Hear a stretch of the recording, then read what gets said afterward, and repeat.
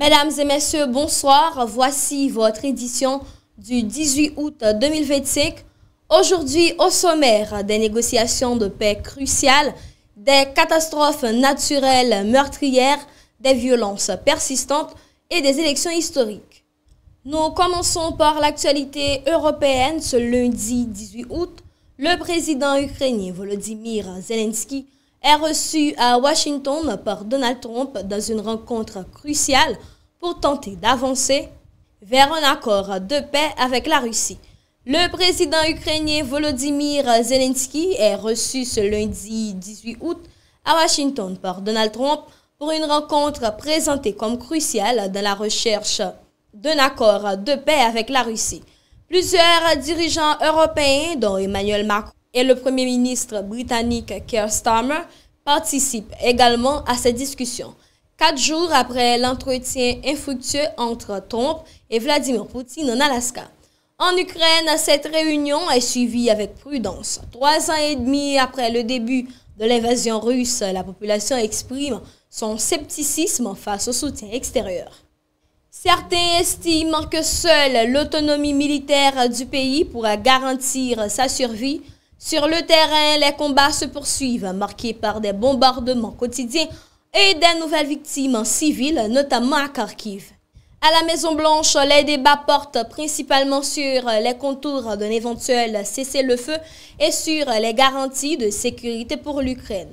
Donald Trump a affirmé avoir réalisé des progrès avec Moscou, tout en réaffirmant son opposition à une entrée de l'Ukraine dans l'OTAN et à toute remise en cause de l'annexion de la Crimée. Son émissaire spécial, Steve Witkoff, a exprimé l'espoir d'un consensus pouvant mener à un accord. Les Européens, de leur côté, insistent sur la nécessité de préserver l'unité du continent et de définir clairement leurs lignes rouges face à Moscou.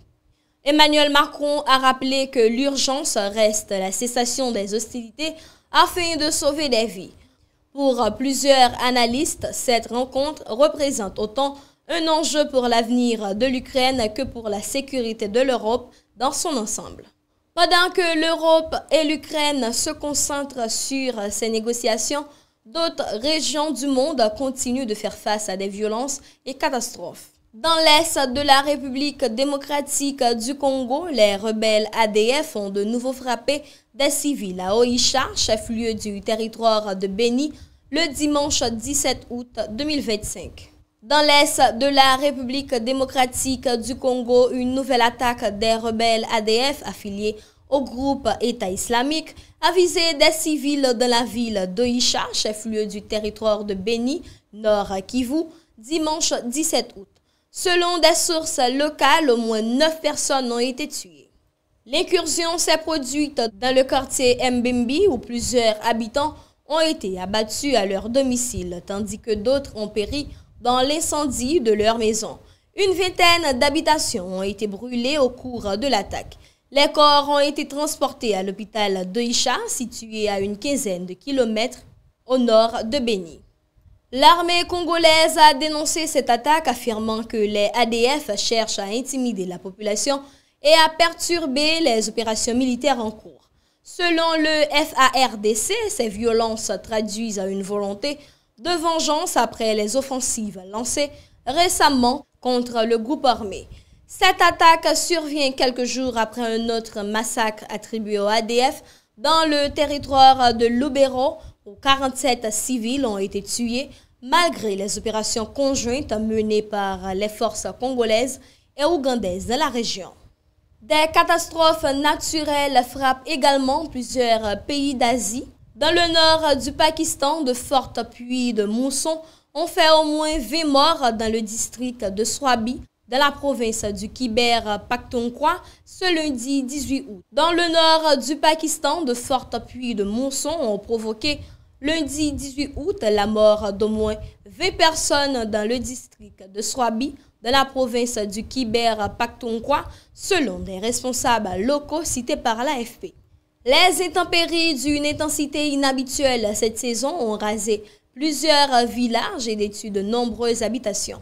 Les autorités de gestion des catastrophes ont confirmé un bilan provisoire d'au moins 20 victimes, tandis que les secours poursuivent leur opération dans les zones touchées. Ces inondations s'inscrivent dans une série d'épisodes météorologiques extrêmes qui affectent le pays depuis plusieurs jours. La province du Khyber Pakhtunkhwa est particulièrement touchée avec des dégâts matériels importants et un bilan humain qui pourrait s'alourdir. En Europe de l'Est, la Russie est frappée par une tragédie industrielle. Le bilan de l'explosion survenue le vendredi 15 août dans l'usine Elastic à 200 km au sud-est de Moscou s'élève désormais à 20 morts et 134 blessés, ont annoncé les autorités locales lundi 18 août. En Russie, le bilan de l'explosion survenue le vendredi 15 août dans une usine d'armement de la région de Razian s'est alourdi à 20 morts et 134 blessés, ont annoncé les autorités locales ce lundi 18 août. L'accident s'est produit dans l'usine Elastic située à environ 200 km au sud-est de Moscou, spécialisée dans la production d'explosifs et de munitions. Selon les autorités, 31 blessés restent hospitalisés dans un état nécessitant des soins. Une enquête judiciaire a été ouverte pour vérifier d'éventuelles violations des normes de sécurité. Par ailleurs, une journée de deuil régional a été décrétée ce 18 août en mémoire des victimes. Sur le plan diplomatique, des avancées sont signalées au Moyen-Orient. Le Hamas a accepté une nouvelle proposition de cessez-le-feu avec Israël. Transmise par les médiateurs égyptiens et qataris, a indiqué lundi 18 août un responsable du mouvement. Le Hamas a répondu positivement à une nouvelle proposition de cessez-le-feu avec Israël à Gaza, soumise par les médiateurs égyptiens et qataris, a indiqué lundi 18 août à l'AFP un responsable du mouvement islamiste palestinien.